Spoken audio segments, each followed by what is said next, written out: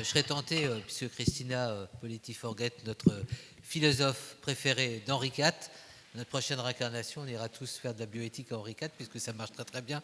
Alors j'ai vu qu'elle a pris des notes, première réaction, et puis ensuite, Sébastien qui est ici a un micro, et vous pouvez vous en emparer. Ben moi, je tiens d'abord tous à vous remercier parce que vous avez été très clairs et tout ce que vous avez dit était tout à fait passionnant. Vous n'étiez pas entièrement, effectivement, tout à fait d'accord et ça, c'est très agréable. Également, moi, je sais qu'on a suivi effectivement les débats de bioéthique avec les élèves, avec leurs parents. C'était absolument passionnant. C'est vrai que les jeunes sont absolument passionnés par ces avancées de la technologie. Et je crois qu'effectivement, ils se posent cette question, dans quel monde voulons-nous vivre? Et je crois qu'avec beaucoup de générosité, ils ont eu cette idée. Beaucoup d'entre eux, effectivement, viennent de modèles familiaux qui sont très différents. Certains sont des enfants, effectivement, qui sont adoptés. D'autres sont des enfants, il y en a beaucoup dans nos lycées, qui sont aujourd'hui dans des familles monoparentales, dans des familles recomposées, dans des familles qu'on a évoquées qui étaient plus traditionnelles. Et c'est vrai qu'ils se sont retrouvés tous ensemble autour de cette question. Dans quelle structure, eh bien, l'enfant va recevoir suffisamment d'amour pour pouvoir évoluer. Et je crois que ce qu'ils étaient surtout contents de quelque chose, c'est que les gens continuent à vouloir faire des enfants. Et j'entendais ce que vous disiez effectivement sur l'idée il ne faut pas se laisser envahir par trop de technologie.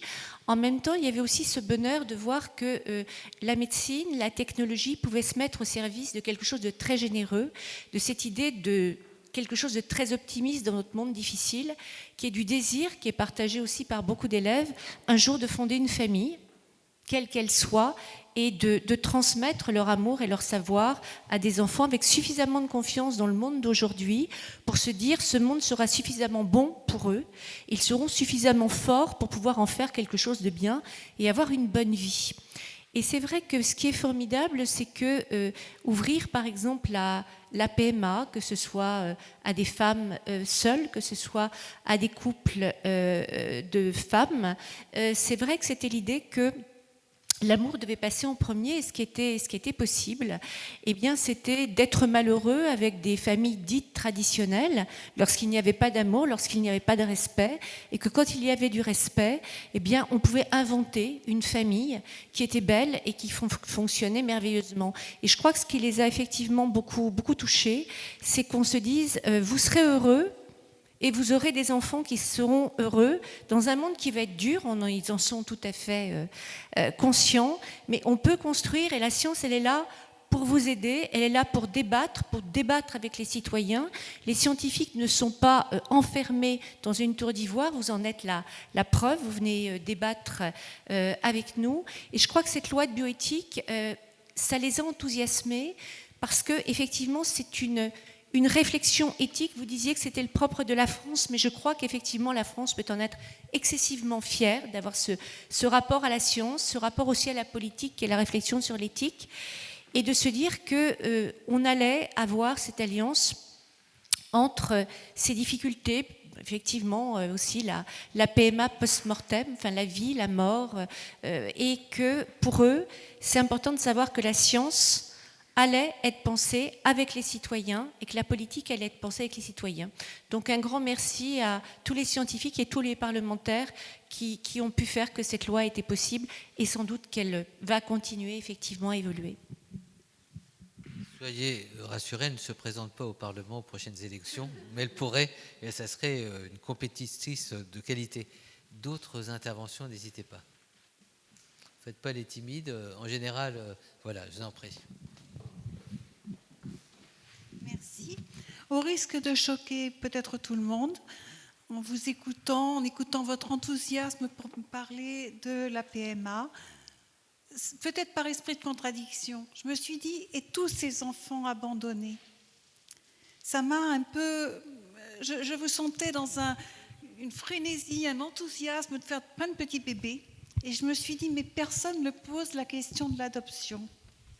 Et quand on parle d'une société future, regardons peut-être aussi celle d'aujourd'hui et de tous ces enfants-là. D'autres réactions, n'hésitez pas. Bonsoir. Bon, moi, j'ai écouté effectivement votre débat avec beaucoup d'intérêt. Bon, ce que je constate, c'est qu'effectivement, vous êtes tous très favorables à cette loi bioéthique. Moi, je fais partie des 600 000 personnes qui ont manifesté le 6 octobre contre cette loi. Donc, effectivement, je m'y oppose et je continuerai avec beaucoup de personnes m'y opposer. Pourquoi ? Au nom de 2 raisons. L'intérêt supérieur de l'enfant et la morale. Parce que veut dire finalement l'éthique ? L'éthique, c'est la philosophie de la morale. Et donc, l'éthos, ça vient du grec, veut dire la morale. Or, c'est vrai que tout le vocabulaire que vous avez employé ce soir, moi, je n'ai pas eu l'impression d'entendre des élus, des parlementaires. J'ai eu l'impression d'entendre des industriels de la procréation artificielle. Vous fonctionnez en scientifique, vous fonctionnez en médecin. Alors, j'imagine effectivement l'excitation que ça peut susciter, ce progrès biologique, ce progrès technologique. Mais ce qu'on a oublié, c'est l'enfant.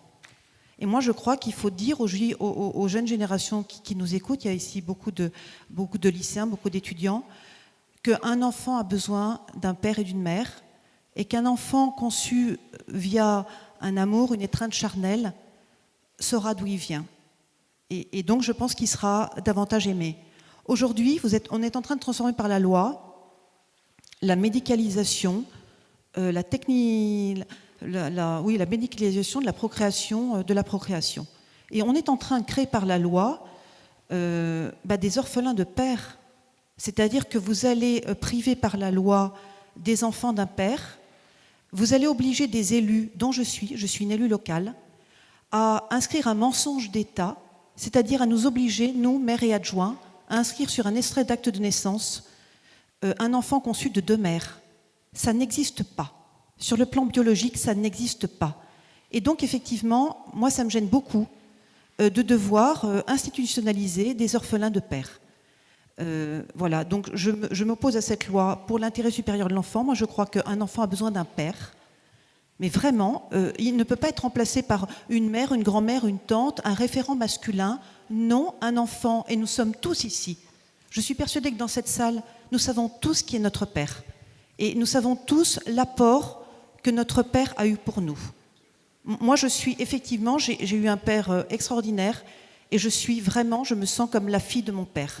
Mon père m'a extrêmement construit sur le plan moral, sur le plan intellectuel, sur le plan éthique. Et je n'oublie pas tout ce que je lui dois. D'ailleurs, je porte mon nom de jeune fille pour le rendre hommage au père qui m'a construit. Et je suis très étonnée que vous ne sachiez pas ce qu'est la morale. La morale, ce sont des interdits. Ce sont des interdits et des permissions. Et si on ignore, si on traverse ce fil rouge, eh bien, vous allez créer toute une génération de désaxés. Vraiment. Vraiment. Je crois qu'il y a aujourd'hui énormément, et ce sera ma conclusion, il y a en France un très grand mal-être. Il y a le taux de suicide des mineurs est extrêmement important en France. Je crois même que c'est l'un des plus importants en Europe. Il y a un vrai mal-être. Il y a beaucoup de drogue, des gens, le tabagisme, la drogue, l'alcool des mineurs, l'accès à la pornographie. Tout ça crée, il y a un vrai mal-être générationnel. Et je crois que si on est construit dans une famille solide, avec un père, une mère, des grands-parents, ça construit différemment une vie, une éthique, une morale. Et donc je voudrais, messieurs les parlementaires, que vous n'oubliez pas que vous travaillez pour l'intérêt supérieur de la France, l'intérêt supérieur de l'enfant, et que même si c'est très excitant, le progrès scientifique, vous ne devez pas oublier pourquoi vous avez été élus. Il y a très peu finalement, il y a quand même 114 députés qui ont dit non à cette loi bioéthique. Il n'y a que 55 députés qui ont voté l'article 1 relatif à la loi sur la PMA. L'Assemblée nationale était vide. J'étais devant l'Assemblée nationale, j'étais au Bourbon. Donc il ne faut pas croire qu'il y a eu une unanimité. Et si nous sommes 600 000 personnes à avoir défilé le 1er octobre contre cette loi, c'est que nous étions révoltés et nous mettions l'intérêt supérieur de l'enfant et la morale au-dessus de toutes les contingences scientifiques et médicales. Merci. Ensuite, on va faire un petit tour de nos intervenants. Je vous en prie. Bien. Bonjour. Alors, j'ai trouvé très très intéressant ce débat que j'ai suivi sur Internet pour tout le parcours jusqu'à présent. Alors, moi, ce que je trouve intéressant, c'est qu'on a à la fois des confrontations au niveau des idéologies et sont en jeu des choses de l'ordre de l'affectif et des choses de l'ordre scientifique et quelque chose qui n'apparaît pas dans les débats mais qui me semble extrêmement important, c'est tout ce qui est de l'ordre de la marchandisation de l'humain, enfin de la vie. Actuellement, on est confronté à quelque chose qui est une exacerbation de la marchandisation et on peut se poser la question en même temps vis-à-vis de la déflagration de notre environnement.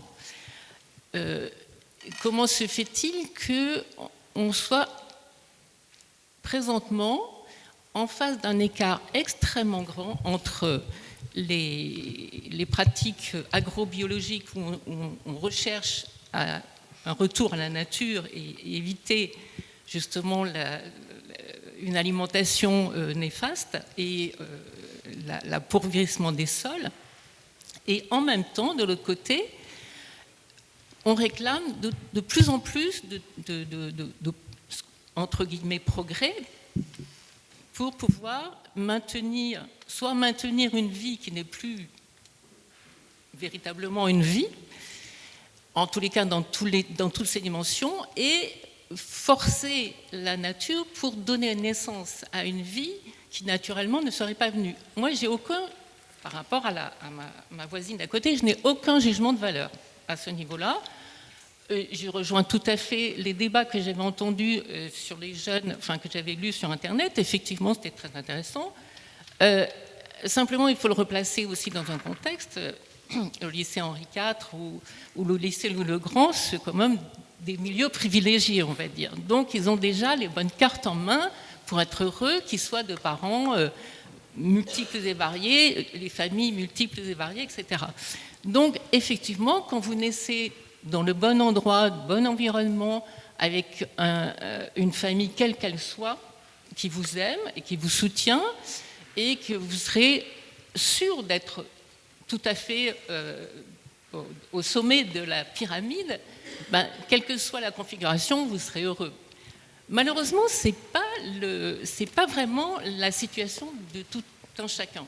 Actuellement, il y a plus de 3000 personnes qui vivent dans la rue à Paris, la ville des Lumières, où toutes les semaines, nous avons des grandes manifestations internationales comme la FIA, comme la Fashion Week, où il y a des énormités dépensées au point de vue financier, que certains laboratoires de génétique ou d'autres seraient contents d'avoir 1/10 de ces ressources pour pouvoir faire leur travail correctement.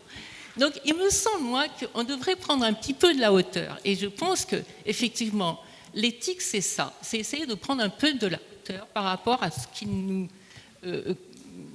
nous tenaille dans notre quotidien. Alors, soit on est chercheur, soit on est parlementaire, soit on est enseignant, soit on est... Bref. Et on s'occupe de son domaine-là parce qu'on est très, très impliqué.